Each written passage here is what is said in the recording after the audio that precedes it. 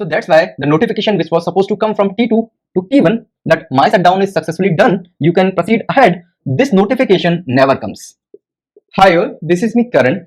So till now we have covered how condition variable works, in what kind of cases we are supposed to use condition variable, how does notify one and notify all works internally, and at the same time what is the internal mechanism behind cv.wait. So in this particular lecture we are going to talk about one different variant of wait, that is wait for. We'll try understanding in what kind of cases we should use wait for and what kind of problems can be solved using wait for. So let's get started. So let's say inside my system there are two threads. Here is this main thread. I am calling this as a thread T1, and there is another thread which is T2. And when my system shuts down, at that time this main thread try to shut down this particular T2, and here this main thread wait using cv.wait. So when this particular thread T2 shuts down successfully, at that time it sends the notification to this main thread that, oh, my shutdown is complete, now you can proceed ahead with the shutdown. But sometimes it might happen that this thread is unable to reach to shutdown state.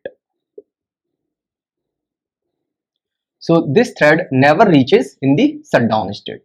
So that's why the notification which was supposed to come from T2 to T1 that my shutdown is successfully done, you can proceed ahead, this notification never comes. Notification will never come, and this main thread will stuck at this point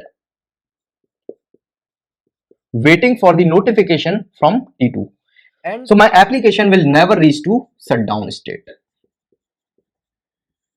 So this is kind of like deadlock situation where T2 is unable to move to terminal state.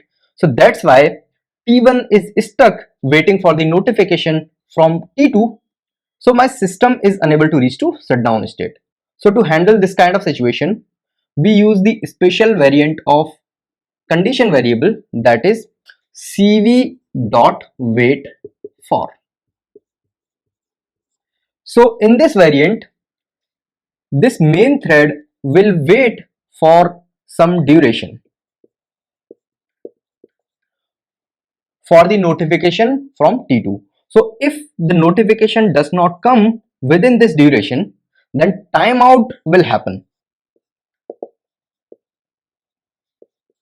And in case if timeout happens, then T1 will be able to execute the further code without getting the notification from T2. So the syntax of wait for looks like this. So here there will be lock, and here we will provide the timeout time. I'm calling this as a duration, and predicate, where we'll do condition checking and all that. So in normal cv.wait, we were not having this duration, but here we are providing this duration. So if notification does not come within this duration, then timeout will happen and my thread will be able to proceed ahead. So this is how this wait for works, and this is the syntax of that. So in the next lecture, we'll try implementing this very same idea where T1 will be waiting for some kind of notification from T2, but T2 never sends the notification to T1. So that's why timeout happens and T1 starts executing the further code without receiving the notification from T2. So let's meet in the next lecture. Thank you.